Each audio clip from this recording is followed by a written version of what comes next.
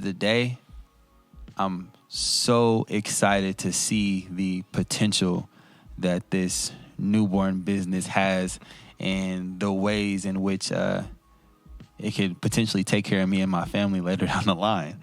You know what I mean? Right. So, yeah, that's where it's at right now. What about and even in regards to that, like, how do y'all feel about your business? And D, how do you feel about like your son who once was a child? Like, Perfect. you know, yeah, I know where you're going. yeah, like once it was a child that you've invested so much into, and to see the new opportunities that he's embarking on right now.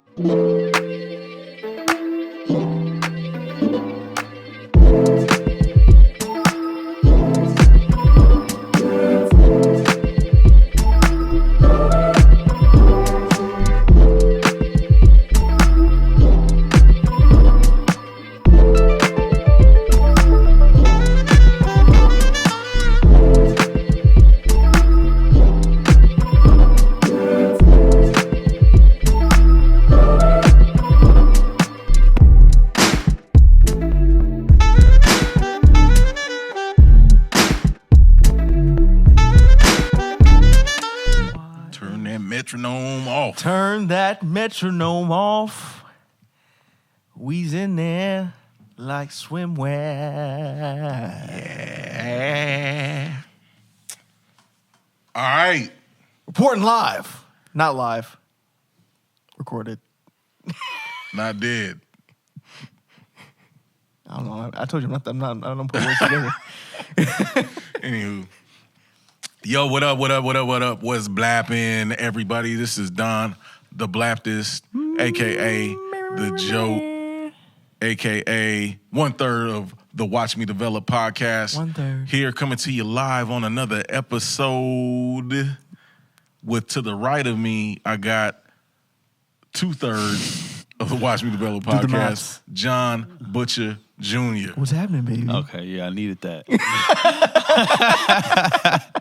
And then, of course, to the left of both of us, we got the inventor himself, barber extraordinaire, the mastermind of Ergo leash. You're too kind. Stephen Joshua Bond. What's up, fam? What's going on, y'all? Stop. Prestige Dolby worldwide. Atmos. Around you. Anywho, hey man, so what it is, man? We back here. This is we in the teens now with our episodes. This is 15. Right? This is 16. This is 16. Technically 16. Oh, okay. Dang, man, that's dope. So we pushing right along. Wow. In the spirit of consistency, doing our thing, man. So how y'all doing, man? Let's do a quick check in. How's everybody doing? I'm good. I'm great. Just coming out of a very busy week last week. Nadia and the girls ended up getting sick, and they were down and out for a minute. So I was on daddy duty full time. Much respect to all the moms out there, the dads, stay at home. Anybody who's with the kids all day, salute to you. You can barely. Happy early Father's Day. Yeah, straight up. Yeah, that came just in the nick of time, man. You got to earn your stripes for Father's Day. Yeah, man. Earn some more stripes for Father's Day. But, yeah, and it was also a really exciting week also. We got Ergo on Good Day Sacramento, which was dope. Fire. Yeah, which was dope. So, Good Day proud Sacramento, friend. shout out. shout out. Yeah, for Is real. Marcus Allen still part of that? I'm not sure. I think so, man. He's I think some other Marcus Allen- Sacramento thing. I don't know if it's Good Day. I think it's all interconnected, but yeah. Got you. Well, shout out to Good Day Good Sacramento Day for universe. right, the Good Day universe, like the MCU. Yeah. that was dope. So, and then, it's other exciting news I can't drop. It's not mine to drop, but I'm just excited. Okay. Yeah, what about y'all? Nice. Okay. Me, I'm just coming off of a week off, believe it or not. Dude, my Praise Jesus. wonderful wife had set up everything to be taken care of and me be absent from a couple of things. So it was Wow. nice. Got to spend time with the fam, went swimming a couple times, took my son and daughter in the pool. I've learned that my daughter can talk to anybody So I guess I'm going to have to be pouring into that and, giving her boundaries as well. Right. But at the same time, man, just refreshing. Obviously, I've come to realize too, just, really cherishing and understanding the Sabbath, understanding about that, understanding that it's God ordained. Yep. And I saw like a really good message that I still need to watch from Judah Smith, where he was like basically making a quote and was like, there's nothing wrong with you grinding, but at the end of your grinding season, are you healthy? And so that's something I've been like trying to take into consideration. I seen you posted that the other day, right? Yeah, shared onto my story. That was dope. Yeah. But other than that, going good. Gotta, after you take a break, there's a bunch of meetings that come up. So a couple business meetings, couple of, things to take care of here around the church. So exciting times. That's what's up. I'm happy for you, bro. You do a lot around here. I didn't even know that was going on. So shoot, my workload was up and you got to take a break. You know what I'm saying? Just a little break. Yeah. I didn't know what to do. I was grinding on 2K all week. That's bruh. Ebbs and flows, baby. Right. Much Ebbs needed and too. flows. Yes, indeed. Well, I guess that leaves me. Huh? Yes, sir. you, sir. Yeah, Yes, leaves guys. you. Man, shoot, this was a long week. But the kids are finally out of school, which is cool. I'm glad for that. I always, for whatever reason, man, I always like when my family's at home. You know what I mean? So, Yeah. but huge, man, a huge week. So for the books for our family, Ivy, our oldest, you guys can see on my shirt right here. Yeah, Proud dad. But, Proud dad. Anywho, Ivy, he started, cutting at the Travis Barber Lounge, which is a huge deal, man. So he's in the midst of his internship. Yep. So that's dope. Oh yeah. I'm a product. I ain't got my haircut. Come on now. Yeah, Come man. on So now. that's dope. I'm really proud of him, man. It's crazy because there's such a story and testimony behind that. So Yeah. and of course, man, like you were his mentor for quite some time in the barber world, man, and just in general, but definitely in the barber world because you remember when he came into cutting the hair off of a discipline moment because I was like, bruh, you out here, your grades looking crazy. You ain't about to be looking fresh and your grades looking crazy. And so I had to suspend his haircut privileges for a time, and then his hairline started coming in before them grades started going up. Right. So in essence, man, he decided he was gonna cut his own hair, and of course, you know how that went. Yeah. But man, I think that's the whole purpose of corrections in the first place. Like, you know what I'm saying, rehabilitation and corrections, punishment. That you come out of it better than you went in, and that's exactly what happened with him, man. He ended up getting punished, and that dude came out with a whole trade. So that's crazy. So it's crazy. But that's one of many. And then of course on the other end, man, my other son, Big Co, who we're gonna have on the show real soon. Yeah. Big Co just finished his sophomore year at Army High, coming off a season of being first team all league defense. Man, even coming off of a track and field season, dude got rookie of the year because this dude's just naturally a beast and throwing without even a real throwing coach, man. We had to call on the community, the superpowers of the community, the village to come and help him out, man. So shout out to Trey, Big Trey, Brother coming Paul out, Tablet. man. Coming out and helping a young whippersnapper out, man. But yeah, so fast forward to this dude's been going to football camps. He's been going to lineman camps, going to all positions camps and stuff like that. And this last weekend, just this past weekend, this dude got 3 Division I offers that are committable. Not one, not two, Not one, not once, not twice, but thrice. 3 of them. Another Within one. 24 hours, man. So super duper proud and What a happy blessing. for this young man because this is something that he's desired to do basically his whole life.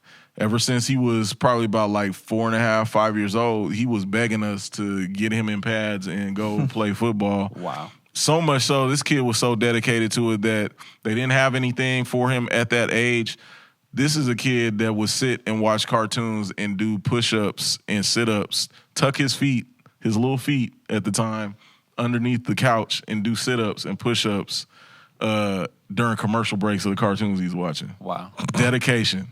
And then to the point where when he was playing Pop Warner, that he, we'd get little DVDs that one of the other parents would shoot, and they'd shoot their little camcorder and they'd give us, videos of the games. This dude would be sitting there watching his games like it was film. And he was just a little kid. So, man, his hard work and dedication is definitely paying off. And he hasn't even gone into his upperclassmen. He's not even upperclassman yet, man. Yeah, man. Mind you, he accomplished all this just off of I want to say 5 games in the season. He only played 5 games in this last season. Mm-hmm. So he ain't even played a full season yet. And dude the Lord's already laying out showing him that he's prepared the table for him in the presence. Yep. So yeah, man, excited, man. Real exciting stuff this past week. Great times, bro. Great times. Yeah. Real So quick. go ahead. No, go ahead. But I took a poll this past week on where people are in their entrepreneurial journey, and here are the numbers. Okay, and obviously this is a nice sample pool. It's not the total amount of people. So if you haven't subscribed yet, what are you doing? Man, come on, participate. Subscribe. Participation. Don't be peeping toms, man. But out of these pool of the sample pool that we got, 50% of the people that participated in this poll said that they're just getting started in business, which is cool. It's great. What was the percentage again? 50%. 50, okay. 50%. The other 40% said, I don't even know where to start. Like, they're inspired to want to start doing business, but they don't know where to start. I've heard this in conversation as well, passing, whatever. That's great, because we got something in the works coming for that group of individuals. Right. Facts. And then we got a good 10% that said, I'm an established business. But the fact that you have an established business and you're still watching us says a lot. That's dope. We appreciate you. We appreciate your support. Yeah. Absolutely. So it's good. It's good for us to know our community base, so that we're not just sitting here just talking about nothing, but we're actually being a benefit to you, benefit to your business, a benefit to what you're doing, because, hey, we're all out here developing. Yep. Yeah. So speaking of which, because we kind of talked about it a little bit earlier, but I wanted to kind of ask you, Josh. I know back in one of our earlier episodes, you were talking about how, I think it was the episode we were talking about, how do you know who to bring on to your team? How do you know what to share with them, so on and so forth? So you had described Ergo Dog being like your baby, and you were kind of, you were a little apprehensive about how to, put it out there and share it and make it public and everything. So what I want to ask you is, I thought that was a great analogy about it being a baby, because, again, the whole purpose of development is growth. Mm-hmm. And so I want to know, does Ergo Dog still have the new baby smell, or is what I'm saying? There's nothing quite like the smell of a fresh newborn baby. You know what I'm saying? Especially after they get the bath. Newborn smelling baby Ergo. Smelling like lavender. You know what I'm saying? You sniff the head, smells good. But but does Ergo Dog still have that new baby smell, or where you're at the toddler stage? How you feel, man? Yeah, man. So in regards to Ergo, I would definitely say that it's still in the newborn baby phase. Okay. It sleeps a lot. There's days where there's no orders coming in. There's not necessarily any traffic. It's not busy right now. It's a calm season. But after actually this weekend, I felt like was a major milestone. It was a major milestone for Ergo, and I feel like it's starting to crawl. Okay. I know that things are going to get a lot busier in the future, and when that happens, I could imagine I might have to start looking for some babysitters. Some people to come on board and help me out and help me push things along. I'm wearing a lot of hats right now. I am definitely tired a lot, because I am still doing a lot of back end work, trying to get things organized and making sure that the systems are flowing how they should. But at the end of the day, I'm so excited to see the potential that this newborn business has and the ways in which it could potentially take care of me and my family later down the line. You know what I mean? Right. So, yeah, that's where it's at right now. What about and even in regards to that, like, how do y'all feel about your business? And D, how do you feel about like your son who once was a child? Like, Perfect. you know, yeah, I know where you're going. yeah, like once it was a child that you've invested so much into, and to see the new opportunities that he's embarking on right now. Man, it almost feels surreal. Like, I've said it before in previous conversations that we have, is that you have to visit the vision before the vision visits you. Mm-hmm. And so with him, like, it's been pretty easy to kind of see this coming. Like, we've been anticipating no more than ever. Has it been that recently when I'm watching, the drafts and stuff like that, and seeing all these young guys that are going to these D1 schools and they're committing, have I been able to look at look at them and their families and like see myself and my family in the same position. Like, I'm seeing the dads that are sitting there with their son, and their son's name gets called or whatever, and I'm like, I could actually see myself there. Yeah. And it's just, like I said, it's just been surreal, but at the same time, it's been very rewarding, because it's kind of been a little bit conflicting, because I know for a fact that my son is gonna go all the way, right? I have no doubt in my mind that he's gonna go all the way, because he's literally that dedicated to it, and that's just the direction that it's going. Yeah. And so conflicted in the sense that, yeah, I know his success, he's gonna want to share that. He's gonna want to take care of me and his mom, and he's gonna want to do all these things for us, but that doesn't cause me to want to take my foot off the gas for my own life and my own pursuit and my own, like, I want his success to be his success, and whatever he decides to do with his success, that's on him. You know what I'm saying? If I happen to benefit from that indirectly, that's great.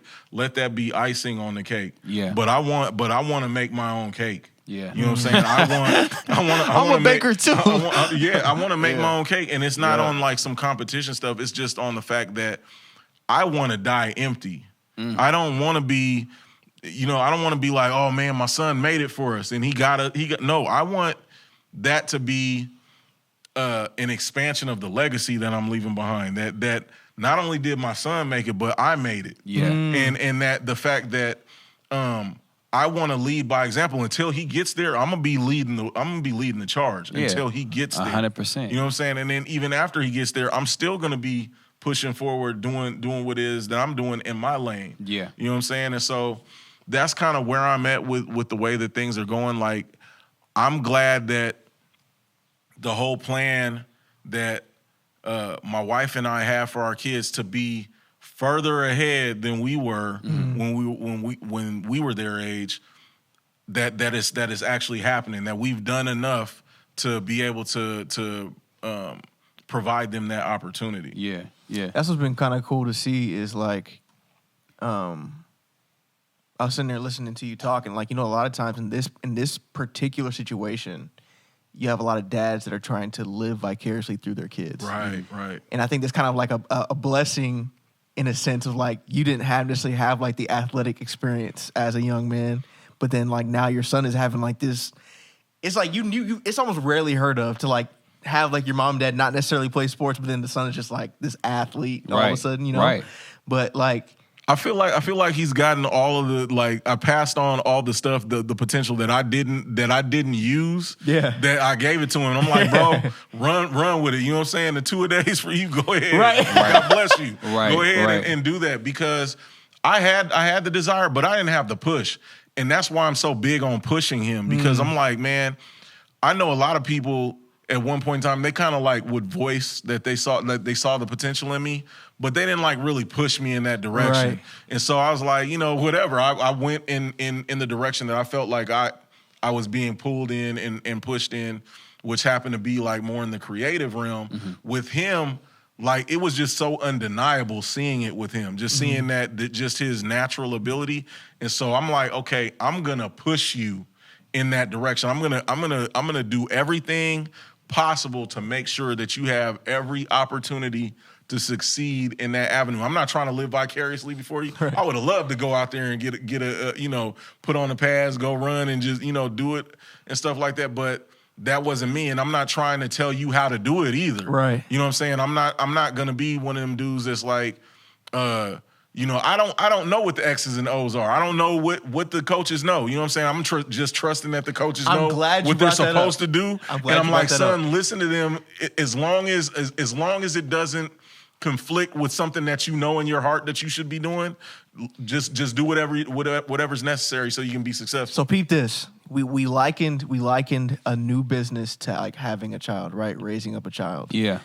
And let's just go down this alley as far as the literal child in your situation right now. As a person that is a jack of all trades, as a person that learns on the fly, a person that learns different types of things, how do you trust your baby in other people's hands? Because, like you said, you're the type of person that has had to learn how to figure it out all these years. Now you're going into uncharted territory. What's keeping you from trying to become the football coach or trying to become the ultra trainer or trying to become all these different things? Like, how do you create that level of trust with people? Like, how's that for you? So I think for me, what it is I learned. So I'm not going to say I don't know absolutely anything about it. You know what I'm saying? So what I have been doing is I've been doing my due diligence of, okay, my son plays D-line, and sometimes he plays O-line. So I'm watching D-line and O-line coaches and drills that they're doing. Because one thing I do know is I do know basic kinesiology stuff. Right. I know how certain body mechanics work.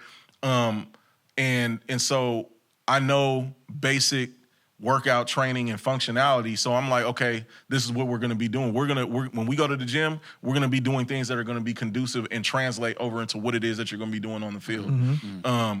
If we're not lifting weights, then we're gonna do a little bit of hand stuff. You know what I'm saying? Stuff that translates. Like what's funny is Raquel's uncle, her mom's brother is a master martial artist. He's like high ranking in like several different disciplines, and one of them happens to be that he's a practitioner of Eskrima and Kali, right? So basically, anytime we'd go visit Uncle Joe, he'd take us through different drills and stuff like that, and typically he was saying, yeah, we work with the sticks, but it also translates to open hand because this is what you learn how to train with open hand. A lot of that stuff translates over into lineman hand drills. Right. So I'm like, hey, let's go and do this, and we'll work on that. So my thing is like I learned just enough a little bit to kind of like get him started, but I want him to be able to take the paintbrush and paint his own picture with it and just get the reps in and do the work because he's already naturally talented, but he has the hard work ethic to go with it. And so whatever his coaches are, I'm basically trying to make it as easy on his coaches to give them whatever it is they need to work with to make him be successful. So I'm trusting that he's also doing his part as far as him learning and knowing what it is that he needs to do. Okay. You know what I'm saying? So I'm teaching him not to just wait and sit there and let somebody else teach you, but also do your homework yourself because that's basically how I had to learn. Yeah. And so I'm just trusting that at the end of the day that God is – also I'm praying, man. I'm just praying, just being honest that God is praying and putting the right individuals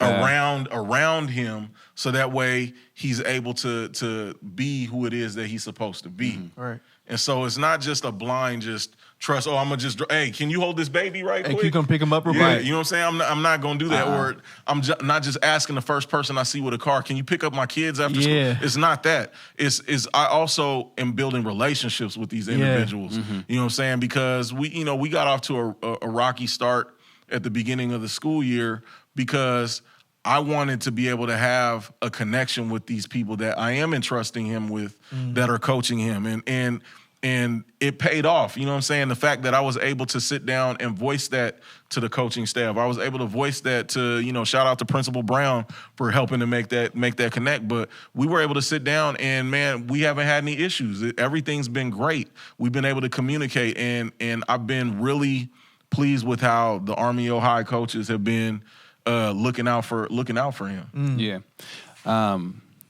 What's interesting, this kind of ties back even into last episode, right? Because what we're hearing right now is the benefit of having an active father, right? Shout out Father's Day on the way, you know what I mean, to all the active fathers out there. And I think it's a blessing to be able to have someone in your corner who has seen you from a seedling, you know what I mean, from a baby, grow all the way up to be able to see the gifts and talents, to be able to see the determination, the will, and to be able to guide him and direct him and help him go down a path. But based on the poll that we just read, there's a lot of people who don't even know where to start in, pursuing business, but they want to. They know they have something in them. They know they have something that they want to give, share, offer to the world, but maybe they don't have someone who can tell them, hey, you know what? You've been really good at this, or that's kind of been rearing them up from a young child to go into that. So what advice would you guys give someone who wants to give something but doesn't know where to start?